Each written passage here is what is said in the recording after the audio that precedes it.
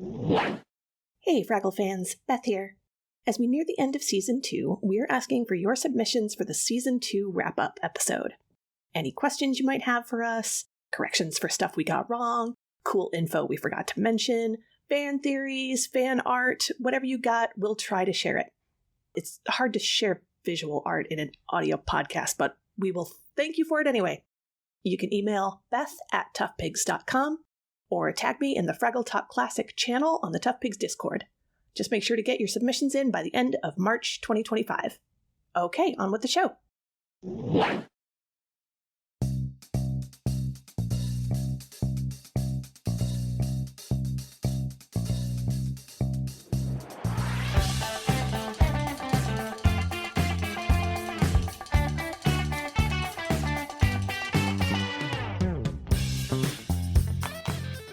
Hello and welcome to Fraggle Talk Classic, the unofficial Fraggle Rock podcast brought to you by toughpigs.com. My name is Beth and I am rewatching for the millionth time. My name is Julia and I'm rewatching for the first time in 10 years. My name is Adam and I'm watching this for the first time ever, and I don't know how many times the NSA agent monitoring my computer has seen it, but I hope they're at least enjoying themselves. They're just watching along with you. You have a secret, marathon It's a buddy. bonding experience. Yeah. I hope all our NSA agents are enjoying our watch choices. Honestly, they're probably going insane because we keep alt-tabbing to take notes. Just I want to know what happens. And some of us keep watching the same things over and over and over. Mm-hmm. Yeah, being an NSA agent and monitoring a neurodivergent person sounds like it sucks. Well, and I take the episodes back, sometimes, several, 20, 30 seconds, more than once to, get a line written down, so they're probably oh my gosh, just keep going. It doesn't matter. You don't need the line exactly. Yes, we do. Shut up.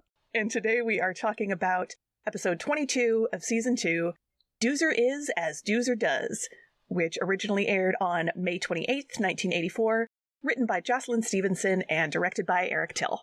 I really liked this episode. I liked the music. Yeah. I appreciated that the music didn't have to be a central part of it, but I really did like the music, and I liked the way they handled the various different aspects of this. Also, just the metaphor that this is a surprisingly dark one. Yeah. And I love that. I've said this before, I'll say it again. Children can handle stuff if you put it in terms they can handle, and this is a term that they can handle. Mm-hmm. That's fair. This, for me, was maybe the first episode that I don't know. I didn't dislike it, but I felt, very lukewarm on it. We will get into it. It felt so after school, especially melodramatic, it's like an episode we'd never gotten before. And so it's possible I was also thrown, but I do have a lot of notes in the middle of the episode saying, is this a metaphor for drug use? Which I don't think it's just peer pressure in general, but yeah. I was like, I have a note that's is flooping drugs? I mean, so yeah, the thing that I think differentiates this from a lot of after-school specials is how layered and almost open-ended it is. Oh, sure. Definitely. I think it's a very well-done after-school special kind of episode. But they really, hit the nail on the head several times, throughout the back half of it. Yeah. And I was it just felt, very wild and unexpected, and that's probably more where I'm coming from, but... Yeah, I mean, I liked that we were following a character we've only gotten a little bit of before. I really liked Doc's storyline. I was going to say, can we get into it? Because I really liked the way that Doc's storyline tied into what they're trying to say here. Mm-hmm.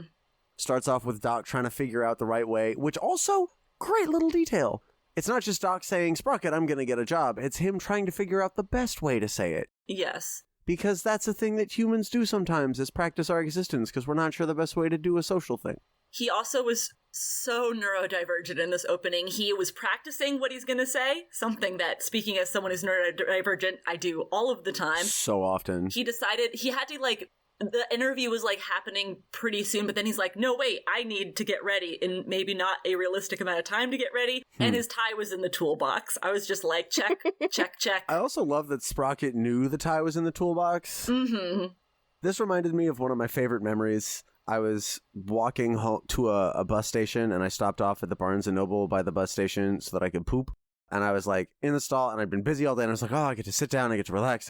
And then somebody else came in the bathroom, and I was I don't want to share the bathroom. There's going to be somebody next to me, and I'm going to get all self-conscious. But instead, they just went to the sink, turned it on and off a couple of times, and practiced the same sentence with like 5 different inflections. I don't even remember what the sentence was, but at the end of it, they were like, yeah, okay, that one. And then they turned the sync on and off a couple more times and left. Wow. That's incredible. And it was one of those where I was like, if I say any sounds, I will destroy this moment. I am just going to hold this perfect little moment of this person practicing their existence. I got you, dude. I hope whatever it is you're trying to say, I hope it lands. That's super rad. Love that. Yeah. And with this opener, like, it is because Doc is going to be interviewing for a job for the bed and breakfast, which I believe opened, was it 2 episodes ago is when? Within the last 2 episodes. I want to point out real quick, because we pivot over to the Doozers, and the first thing we see is Wrench writing a story, and one of the first lines he says is, I am a Doozer outcast. Mm-hmm. That's a heck of a word to include in a children's show. Outcast. Mm-hmm. Literally the concept of, someone who has been cast out from their society. Someone who is alone in the world. Out. Like that is a hefty concept to start off with, and I love it. Especially since its meaning is so clear. And in retrospect, for the end of the episode, he doesn't actually end up being all that outcast. Like, he kind of gets outcast from the little popular kids group. Yeah. But that's it. He's not outcast from all of society. It just feels like such a teen diary entry where it's like, I'm an outcast, no one understands me, when really it's just like your group of friends are being kind of to you about you not wanting to participate in some maybe not okay behavior. Yeah. And so then you've got to feel about it in your diary or your live journal, depending on the era you're from, your Tumblr. Which, like, kids and teens have big feelings. Mm-hmm. Oh, yes. I get that. I love that we get to see... And so he starts telling us about what happened. We get to see Architect. We get to see Cotterpin. And the first thing we see is a barely averted workplace accident because somebody's got the hiccups. Oh, no. Dun, dun, dun. I also... Like, this whole scene is clearly to just set up what the hiccups are and how you get them. Doozers get hiccups by jumping up and down, and then their insides get all out of whack, and apparently it's gruesome. But I love that we get a character detail, because we don't just have Cotterpin be like, this is how the hiccups work. I'm going to tell you, and also the audience. We get to see her be like, I know how you get hiccups. And Rich is like, how? Will you tell me? And she says, what'll you give me? Because she's always on that hustle. She's always on that bargain. Yeah. Her haggle game is strong. God, I love Cotterpin. Gaslight, gatekeep, girl boss.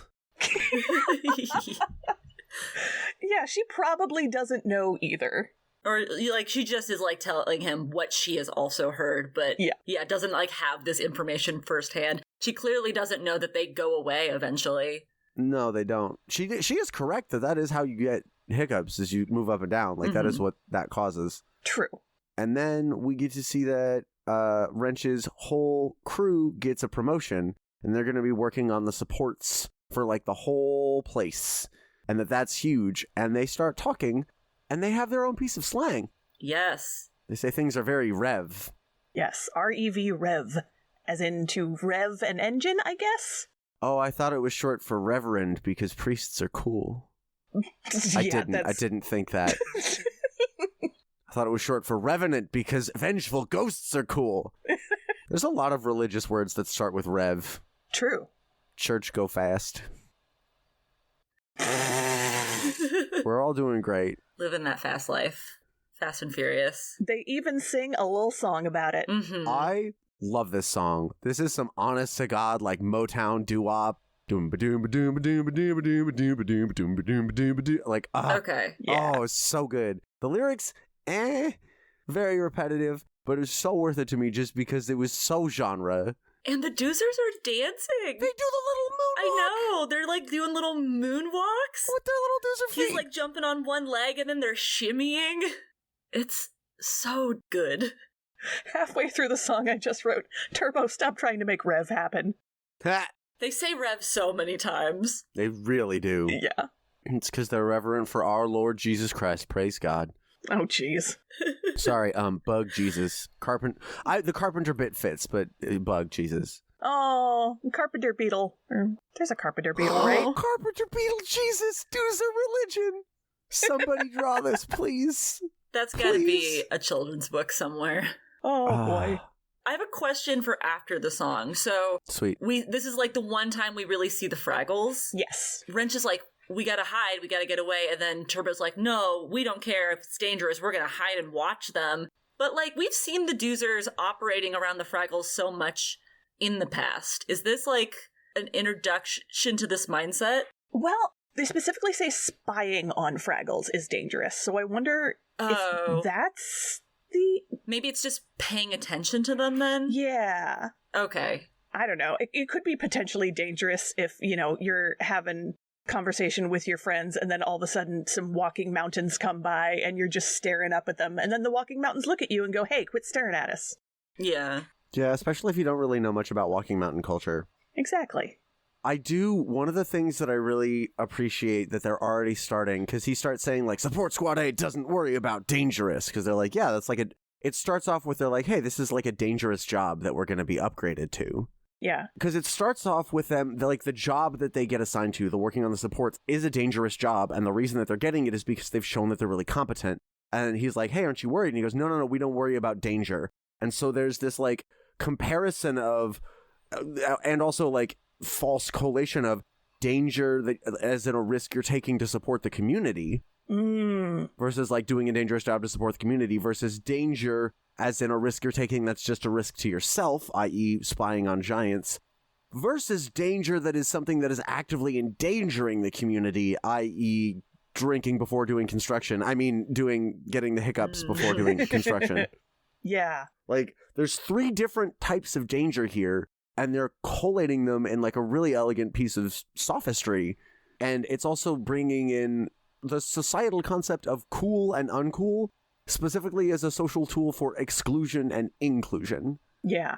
So you're getting to see a lot of the ways that, like, people muddy the waters so that they can have more social control. And that's nifty. Mm-hmm. There's a lot of those little bits here that get exemplified that I really, really appreciate. Yeah, thank you for talking about those different kinds of danger, because you're absolutely right, and it is something that comes up over and over again in the episode. Yeah, and he keeps saying it like they're all the same, when they're clearly not. Mm-hmm. Like, if you want to go spy on Fraggles, that's fine. You're only risking yourself. If you want to do a dangerous job that you're competent enough to do, you're still risking yourself, but you're risking yourself to better your community. If you're doing risky stuff by the support columns of your whole village, like, yeah, that's dangerous to you and everyone else. Yeah, and it's something that doesn't often get illustrated to kids. You know, we just tell them, like, don't do this thing, it's dangerous. And if you grew up a goody two-shoes like me, you're like, okay, all dangerous things are equally bad. Mm-hmm. Then, oh, lo and behold, there's actually some nuance. If I can get onto my little soapbox here. Okay, so one of the things that this really applies to is, like, the concept of masking during pandemics, because we were like, hey, like, not masking, it's dangerous, and people are like, I don't care, I'll take the risk. And it's like, yeah, but you're not the only person you put at risk. Right. It's like drunk driving. Like, yeah, if you want to drink alcohol and then go drive around the desert, like, okay, maybe you'll crash your car, maybe you'll die. But if you drink your car and drive around other cars and people, like, you're not just putting yourself at risk, you're putting other people at risk. There's 2 different types of danger here. Yup. Mm-hmm. All right, I'm going to get off my soapbox now. Oh, do either of you need any soap before I put this away? I'm good, thanks. Julia? I've got so much soap. I'm all right. All right. Anyway. Then what happens? In spying on the Fraggles, we see that Wembley is on a pogo stick, which they call a leap stick, but it is basically a pogo stick. Yeah. It's very brief. Wembley's bouncing, Gobo teases Red, and this is the only time we see the Fraggles, with the exception of Matt, a little later. Mm-hmm. Yeah, they're just in this one scene, and this reminds me that because this is a very Doozer-centric episode, and it's not the only Doozer-centric episode we've gotten this season, there was a bit of reeling that back in season 3 and onwards. Like, okay, we definitely do want to check in with the Doozers from time to time, but we also don't want it to be the Fraggles and Doozers show. Mm-hmm. But we'll definitely see our good Doozer buddies here again. I love Doozer episodes. I also think we should do a Patreon episode watching some episodes of that Doozer show, personally. I would love that. I would love that. Speaking of which, the issue of hiccups being dangerous to Doozers is brought up again in that show. Hell yeah. Let's see. In the Doozer's animated series, episode 128, Hiccup-a-majig. That's a mouthful. Hiccup-a-majig. Says, something's wrong in Doozer Creek. First, Baker Timberbolt gets a case of the hiccups, and then Doozers all over start hiccuping. The pod squad soon discovers that a bunch of jumping beans has fallen into Baker Timberbolt's latest batch of zesty radish cakes. After trying a few silly methods to get rid of the hiccups, the team remembers that a good scare is a surefire way to solve this problem. The pod squad work together to build a super fun and scary Doozer coaster. Wow. Okay. All right. That rules. I love any problem that is solved by building a roller coaster. You might like the animated Doozer show. It's geared for a younger audience, and you can see that. But the solution is always build something. That's a good solution. Yeah. Do we want to talk real quick about how the Doozers are reacting to the flooping? It's Rev. They, like, not Wrench, Turbo. Turbo's the leader, who's also, like, a 50s greaser, is how he talks. Yes. Yeah. Who's played by Richard Hunt, which is always lovely to see or hear, Richard's voice in the episodes. This is the part where I wrote in all caps, is this a drug episode with, like, 20 question marks? They say that Wembley is a Rev Fraggle, and, like, Wrench, like, at first is, like, kind of thumbs downing it, but then he's like, oh yeah, I meant that he's cool, trying to be on board with everyone even though he's not. Just trying to fit in. Mm-hmm. This is where it clearly becomes an episode, like, it's going to be about peer pressure and trying to fit in when it's not really, what you actually want to be doing. Yeah, I mean, among other things, this episode manages to be about a lot of things that all kind of fit together. Yeah. Mm-hmm. And so they decide that they're all going to start jumping on their own pogo sticks, which I love because they're like, these are the hydraulic tampers, which that's the thing that you use. You use that to tamp down materials that need to be packed down very much. And so, like, that is an actual tool that conceivably could be misused in this fashion, which I think is cool. Mm-hmm. And they call it flooping. Oh, yeah. Flooping. Yep. Which is weird because normally, like, flooping is something you do with a pig if you want to eat all your opponent's cornfields. Adventure Time fans in the audience, I know you got that, and I know you got me. I do feel like it's pinnacle after school special, though, because, like, we see Wrench, like, practicing in his head what he's going to say to Turbo, and he goes up, and then instantly, like, he just backtracks and is like, yeah, I'll do that too. And then there's this voiceover where he says, next thing you knew, I was flooping, and then we see him, and then it just fades to black, and I was like, yup, this is the start of a PSA. Yeah. Yeah. So we come back to Doc and Sprocket, and Doc is dressing up. There's a cute little moment where Doc asks Sprocket how he looks, and Sprocket does a woo and gives a little chef's kiss. I also just put another tally in the Doc is neurodivergent column because he hates dressing up in uncomfortable clothes. Mm-hmm. He likes to impress people with his intelligence and unique talents, not with his shiny shoes, to quote Doc. Right? Yeah, I was like, I wrote in my notes, I feel this on a bone-deep level. I can do my job just as well, sometimes better, in my pajamas as I can in quote-unquote professional dress. Yeah. I wish more things resolved the way the Doc storyline resolved. Yeah. Mm-hmm. So the thing that we would expect happens, and Wrench gets the hiccups. Well, so first we get another song. Oh, yeah. Yeah, so we cut back to I'm so good at remembering, everybody. All I wrote is, this song is wild. Which one is this one? This is the flooping song. Leave your post and leave your station. No room here for trepidation. If you're hot on liberation, don't wait for an invitation. Oh, yeah. The rhyme scheme rules. Yeah. And then, of course, the line, everybody's doing it, flooping. And, like, the line, everybody's doing it, is a clear reference to, again, that, 50s, 60s era of, like, here's a new type of dance, and everybody's doing it. Don't you want to do it too? It's just such a clever phrase to use there. Also, okay, I want to add something to that, and I want to hit the next story beat and tie that back into this song. Great. Right? Because thank you. I had a thought and then I didn't write the thought down. This has clearly never happened to me before and will obviously never happen to me again. Absolutely. But so Wrench gets the hiccups and he immediately like pulls away because he's deeply ashamed. Mm-hmm. And so what we're seeing here is this really interesting shame attached to the negative effects of this kind of breaking a social norm.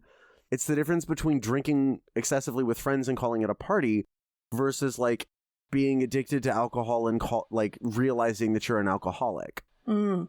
Like, there is so much of this dangerous activity that is normalized as long as you can dodge any of the negative effects of it. Ah. And as soon as there's any potentially negative effects, suddenly it's a personal shame that you need to deal with. Mm-hmm. And Turbo is not helping. Turbo is not helping, but also the fact that there's a song normalizing this and saying everybody's doing it. Like, when my high school graduating class walked out of our graduation hall, somebody yelled, "Everybody!" And then we all yelled, "Shots, shots, shots, shots, shots, shots."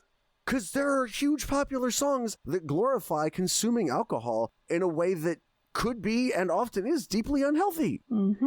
Yeah, what you said about, like, the social aspect of it. Wrench is like, "I told you, Turbo, I told you flooping would give us the hiccups." And Turbo says, "It didn't give us the hiccups, it gave you the hiccups." Yeah, it's crummy. I mean, it's about social inclusion versus social exclusion when it comes to inherently self-risking activities. Because there's this image of like, oh yeah, everybody does this because it's cool, and as soon as you do it in a way that is actually causing, harm to yourself or others, that's your fault. Right. Not the fault of the culture that is normalizing this dangerous thing. Yes, yes, yes. Or not giving you the support structures to process this dangerous thing or deal with it or stop it. Now, if this was a true to life fashion, there would be a bunch of people manufacturing flooping stuff and making a bunch of money off of it. But, this is already a pretty... Oh my god, did y'all... I don't usually shill for South Park because a lot of their stuff misses the mark, but the episode they had on alcohol and the addiction industry was fire. I don't know if I remember that one. I remember the marijuana episode. It would have had to be before 2008 for me to have seen it. I don't, they do this really cool thing where they're like, the alcohol industry profits off of making alcohol seem cool. It's messed up. We tell you that it's, cool by showing you all these pictures of people, drinking with good cars and attractive women. And then they push back and actually, the alcohol industry makes like 80% of its profits off of 10% of its consumers because the alcohol industry rides on the backs of people who are alcoholics. Oh, no. Yeah. Yeah, it turns out most of societal's ills have a price tag that benefits people. And you get to see, I think it's Stan, like, try to because it's also about, like, microtransactions and, like, how that kind of thing gets kids addicted really easily. And you get to see him try to, like, pull away from that, and his grandpa who was addicted to gambling, and they just, like, sit down and try to play board games together to get their dopamine that way. While their dad, like, drinks a bunch of alcohol in a way that he finds classy and then yells at them for being losers. Sounds about right for Stan's dad. Yep. Oh, boy. Anyways, so parallels here. And honestly, a surprising amount of depth for such a nuanced thing in a kid's show on the part of Fraggle Rock. So good job. I mean, that's Jocelyn Stevenson for you. Yeah. So then Wrench meets up with Cotterpin, and like you were saying, he's like, "Stay away from me." Well, like, so Cotterpin gets excited when he tells her he's got the hiccups. That's right. And she's like, oh, show me. And he's like, it's pretty gruesome. And then they're gone because that's what hiccups do. And so she doesn't, I don't think she believes him. Mm-hmm. She's like, you wouldn't get the hiccups. But he's like, oh, I'm cured. And he's just grateful to not have them anymore. He's relieved in a way that's really sweet. Yeah. Yeah. Because he thought his life was ruined.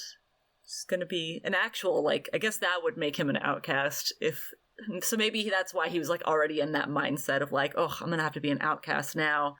But he's still, like, being treated, not well by his friends. Because then he goes back and he tries to tell Turbo, like, I'm cured now. We shouldn't floop anymore because, like, who knows if this will always be the case. And then he gets in trouble with the architect for, like, kind of talking during class, I guess. It's not class, it's a work session, but that is what it feels like. Yeah. There's also just a really choice vibe that I also love seeing getting called out, because Turbo's like, oh, no, we didn't get the hiccups, you got the hiccups. Yeah. Which, one, hits that same sort of personal shame, but two, it's got that vibe of like, oh, well, this isn't dangerous because the dangerous side effects haven't happened to us specifically. Therefore, the dangerous side effects must not be all that dangerous. They happen to other people, not to me. Mm-hmm. Always reminds me of the posts that were going around that were just collections of people's Facebook posts being like, I'm not going to mask, I'm not scared. Man, COVID's really rough. Hey, we're sorry to say that this person has died of COVID. Please send your donations here. Oh, God. And it's like, yeah, it's... Sometimes you don't get to survive a thing happening to you long enough to realize it's serious, bro. Yeah. Sometimes you have to look at the experiential wisdom of people who have survived it instead of rolling the dang dice. I'm not angry or bitter or resentful. I don't know what you're talking about. Not at all. I'm perfectly well-adjusted. They call me well-adjusted Adam. Who calls you that? All the voices. Oh, okay. We found a punchline. We're good. I thought that the way they did the map pokes card was really interesting, because I just assumed either the Fraggles would come back and then Wrench would overhear Gobo reading Matt's postcard, or maybe this would just be an episode where we didn't get one, which I think that's been the case with at least one of the previous Doozer episodes. Mm-hmm. But instead he comes across it when he's like riding around on his little Doozer ATV, and he's like, oh, there's writing on this, and he reads Matt's postcard about an experience with the bus. Is this the first postcard that Gobo hasn't introduced? No, we've had I think there was one or two. Wasn't there? There's one where Boober read one, and I feel like there was also a time where maybe like Wembley was like, this reminds me of a postcard Gobo told me about. Maybe not Wembley, something but like that. It's like being relayed, I think. Yeah, but this is definitely the first time a Doozer has interacted with one. Yes. And it's very, like, this part very much hits the nail on the head because, you know, Matt sees everyone getting in a line, so he gets in the line. Mm-hmm. Then he realizes they're all, like, he feels like getting eaten by, like, a beast, and so he tries to get out. But then his shirt gets caught in the door, he gets it ripped off, which he does say he managed to escape with dignity as he's getting pulled by the bus, which is very good comedy. But his postcard basically ends with, like, the line of something like, just because other people are doing it doesn't mean I have to do it as well. Something like that. Yeah. And then just to like make sure children understand, Wrench speaks it again verbatim where he's like, I don't know how I feel about this, except this one last part says the line. And I was like, yes. Yeah, that was a little heavy-handed. I think maybe it's like just little things like that where I was like, okay, I feel like most episodes are so trusting of their audience, which their audience are young kids, and so I could understand on this one they felt like it was really important, you know, 80s was satanic panic, I guess, I don't Right. know, like, you know, they were like, we gotta make sure that the children understand what we are trying to say to them, but for me as an adult, I was like, other episodes have really trusted kids to understand what they're trying to get across, and so it felt just very heavy-handed in moments like this. Yeah. I also just think it's very funny how he's like, no, stop, we're being eaten. Ah! Yes, by He's a just bus. trying to get out, and no one's listening to him. I will say something that this scene did very subtly. The bus is sporting an ad for the Captain's Inn. It is. Oh, I missed that entirely. I didn't catch that at all. I only caught it because I looked on Muppet Wiki ahead of time. Thanks, Muppet Wiki. Thanks, Scott and Shane and crew. Right? We need to have a little doodly-doo whenever. Like, thanks, Muppet Wiki. But then, yeah, Wrench finally gets up the nerve to say, I refuse to floop. Yeah. And they don't care, because it's Rev. And they're like, whatever. There's this interesting bit. Oh, no, that's after. Hold on. Yeah, because we have the Doc and Sprocket segment, which this one has wheels. I love, or maybe legs. This one is great. There's layers. Because he tried to be who he thought they wanted him to be as a candidate. Mm-hmm. And then it turns out the image he was projecting was all wrong. He wore fancy clothes, and so she was like, oh, you must be someone who's afraid to get your hands dirty and do jobs like plumbing. Also, you're clearly too nice. Yeah. And there's something really interesting to be said about, like, masking here. Mm-hmm. And, like, being a neurodivergent person and trying to connect and, you know, projecting a less genuine image of who you think people want to be, and then that making it hard to connect genuinely with other people. But also, like, you gotta mask during job interviews. You gotta. Yeah. Yes. I wish that, like, I get the message And here. let's be clear. We're talking about two different kinds of masking in this episode. Yeah. And sometimes it helps to distinguish when we're talking about wearing a mask in public and when we're like a physical Oh, yeah. air filtering mask on your face, and when you're talking about a metaphor for neurodivergent folks performing as expected in front of others. Oh, yeah, well, I mean, that's the difference between masking and masking. I mean, I say them differently, so obviously everyone should understand the slight tonal shift in context in my... But no, this was the scene where I wrote in my notes, hashtag Doc is not neurotypical, when he said, I told her as nicely as possible that I adore plumbing. So we cut back to Wrench, and all of the squad has the hiccups, and they don't want to tell anybody. And he's like, I'm going to tell everybody that you have hiccups. And they're like, oh, yeah, well, you were flooping too.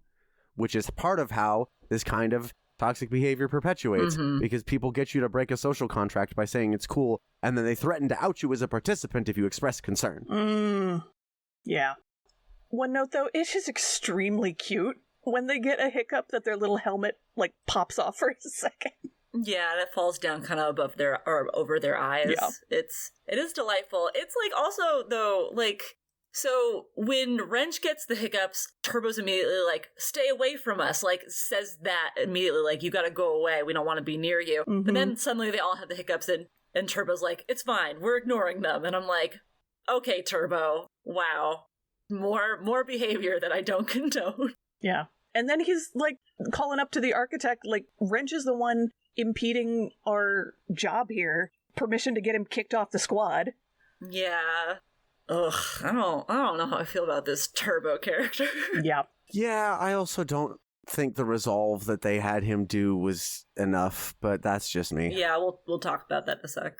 So, we get to watch somebody almost die in a workplace-related accident. I did ask the question, whoa, does Turbo die? With a million question marks. A lot of all caps. I kind of was hoping. I mean, I was like, that's what it feels like, but I don't think that we're going to see a character death on Fraggle Rock. We've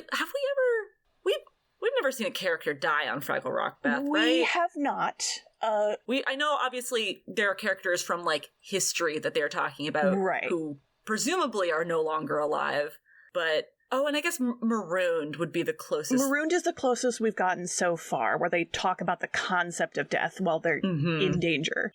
There will come a future episode that also talks about death without actually using the word death or dying, I think. Okay. I think it's more, like, metaphorical. It's a lot more gentle, and we don't actually, like, see anyone die, but it's, yeah, that's coming down the pipeline. Yeah, that would be a wild choice if, this was when they would show an on-screen death. Turbo. That would be, like, it would be like, this is what happens when you fall to peer pressure. Someone dies.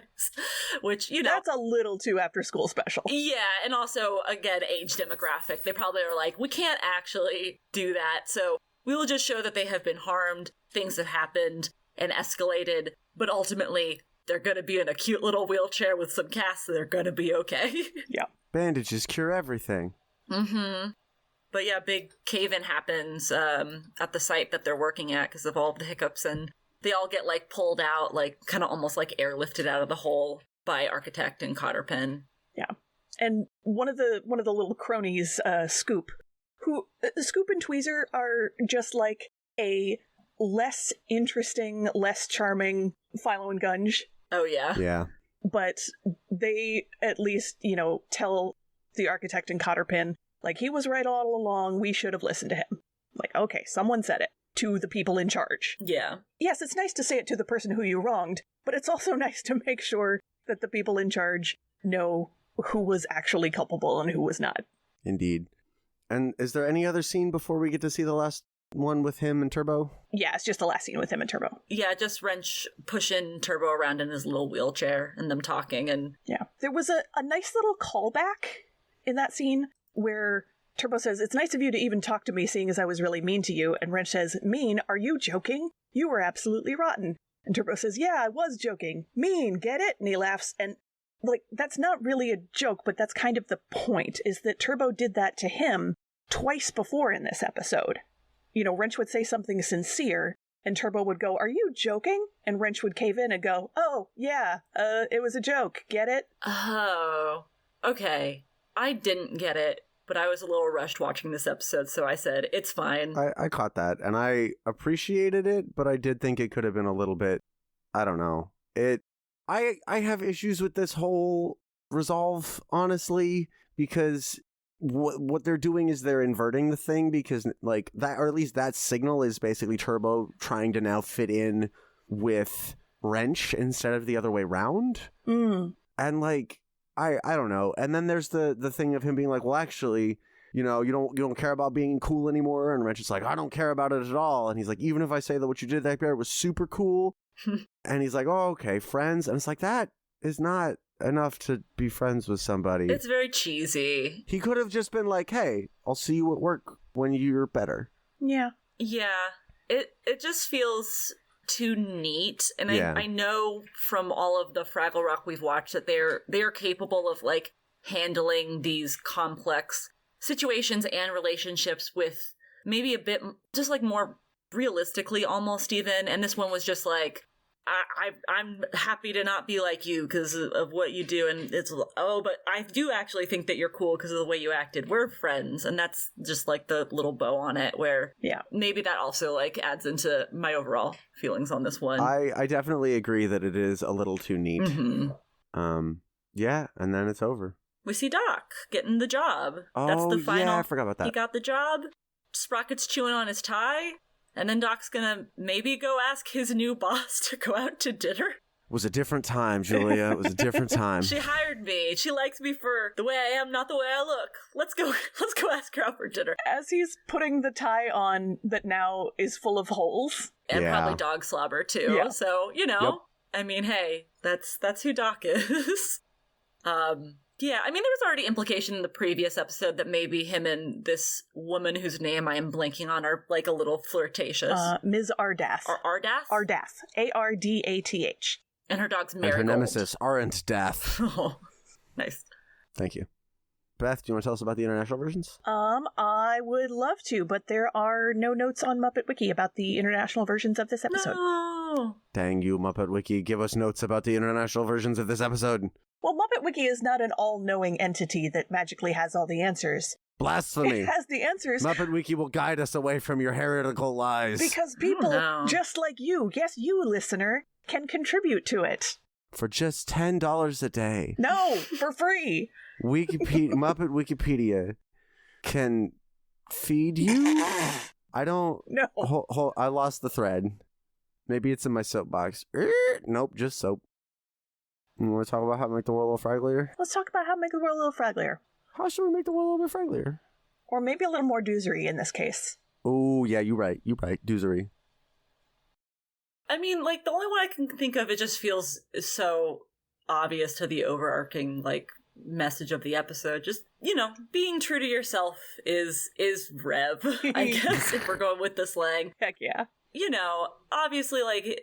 Even, like, this feels so geared towards younger people, but even as an adult, you deal with peer pressure and being in situations where you're expected to join with the group if maybe you don't feel super comfortable. And, and there are times where maybe it is honestly not safe to, like, not go with the group depending on what all is happening. But at the same time, I don't know, surrounding yourself with people that understand that you don't maybe always want to participate in something you don't feel comfortable in is cool. So I guess actually that's it. Find a group of friends that understands you and won't make you do things that you are not comfortable doing. There you go. Heck yeah. I got there.